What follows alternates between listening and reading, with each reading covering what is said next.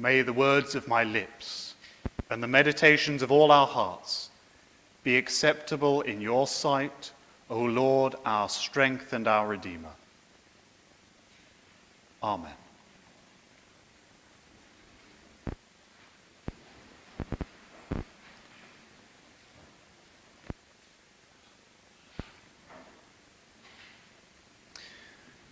The Japanese art of kintsugi is a process of mending, but not only of repair.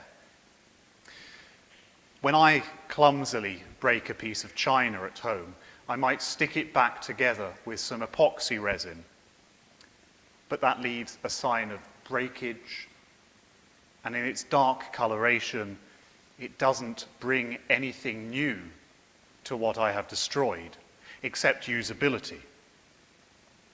Kintsugi is an art form which takes broken teaware from the Japanese tea ceremony and doesn't merely stick it back together with epoxy, but uses lacquer to reconstruct the original shape of the bowls, and then gold to fill in the cracks in the lacquer. Kintsugi literally means kint, gold, and sugi, joinery. And when you see a piece of kintsugi, you admire on it a shining golden spider web of repaired and restored joins. What was once a beautiful, crafted object is again beautiful in a new way, and often in a better way than it was before.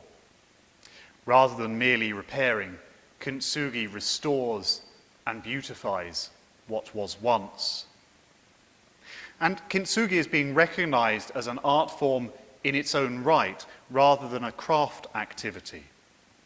The Japanese-American writer and artist Makoto Fujimura describes it as not just fixing, but, at least in metaphor, a redemptive journey that leads to a new creation. Because in a piece of kintsugi, with its beautiful golden threads binding together what once was lost and destroyed, rivers of gold are seen to run through our own brokenness. The story of Mary Magdalene on that first Easter morning was one of brokenness, smashed even further apart than a piece of crockery dropped on the stone floor, emotionally distraught. And she stood at the tomb, weeping. After the first trauma of witnessing Jesus' own crucifixion, after being one of the women who stayed with him, watching and waiting as he died in front of her, she discovered early on the day after Shabbat, that the stone had been rolled away from his tomb and his body had been stolen. This tomb robbing, the apparently final insult to the body of her beloved teacher. When she bent to look into the tomb, having called other disciples there too, all she could see was absence and loss. The place where her Lord had been laid and where now there was nothing at all. So it's no surprise that after Peter and the disciple whom Jesus loved had left her in the garden and returned to the place where they'd been before, she stood there weeping, broken and paralyzed by grief upon grief. Weeping doesn't really do justice to what she was doing. We have to imagine great heaving sobs, a keening, crying lament of pain, a voice of despair and trauma coming from this woman's mouth as tears flowed from her eyes. And then there is a moment of strange redemption for Mary when she heard the voice of Jesus in the voice of a man who she had mistaken for the gardener.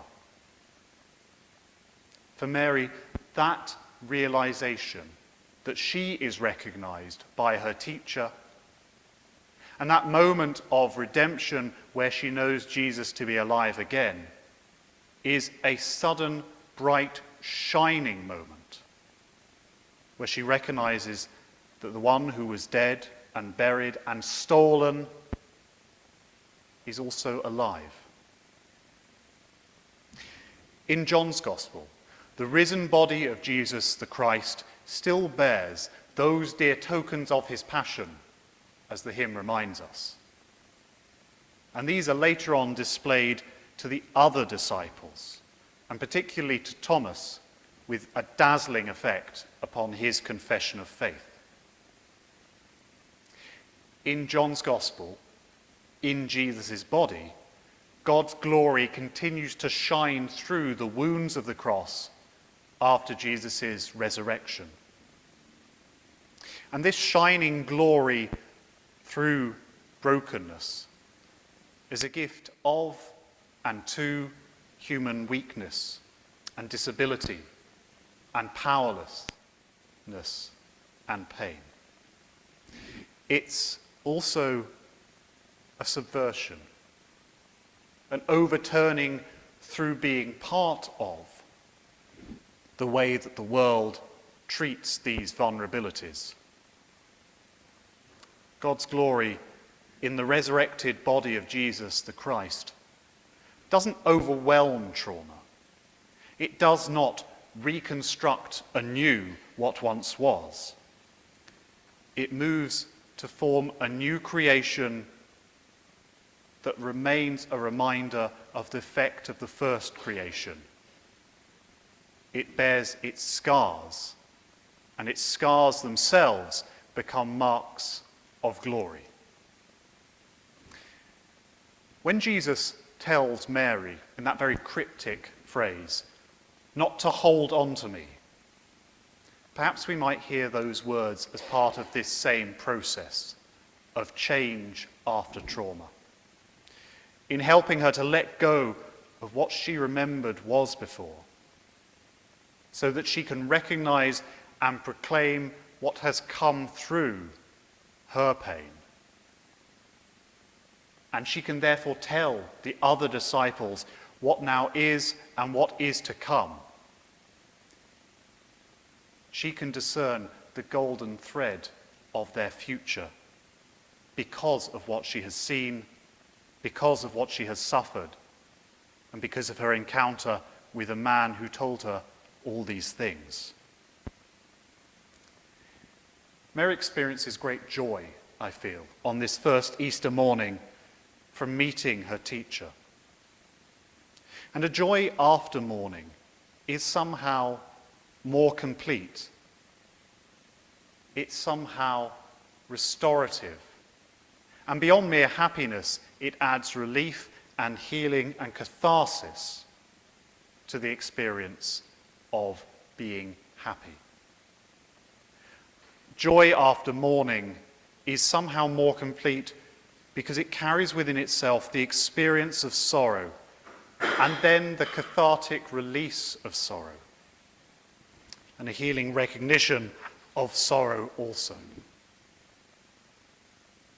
It's out of Mary's knowledge of the resurrection of Jesus and from that emotional journey that she has made in a few brief days, from the death of her hope, that she is able to proclaim new hope to what is now and what shall be when she says to the disciples, those other disciples, I have seen the Lord.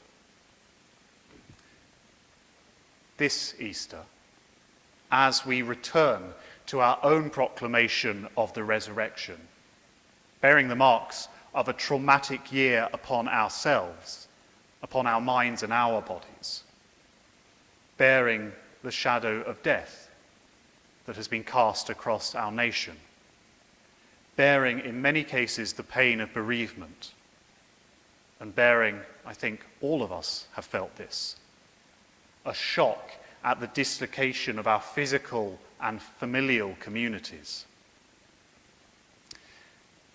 Our challenge will be to bear these scars of the COVID-19 pandemic, and also to learn to see some of them as potentially shining with gold, as signs of the possibilities of new creation here and now and running into the future, within our own lives and within the life of our church community that gathers again physically and continues to gather online. Kintsugi creates something new out of trauma, something which is far more beautiful than the apparent perfection of what went before it, something which is still able to speak powerfully out of the trauma from which it has been restored and renewed. The resurrection and the story of the first Easter morning does the same thing, shining with God's glory from the crucified substance of Jesus' human flesh. On this Easter morning, I look forward to our church community exploring what it will mean for us to live this kind of resurrection experience anew.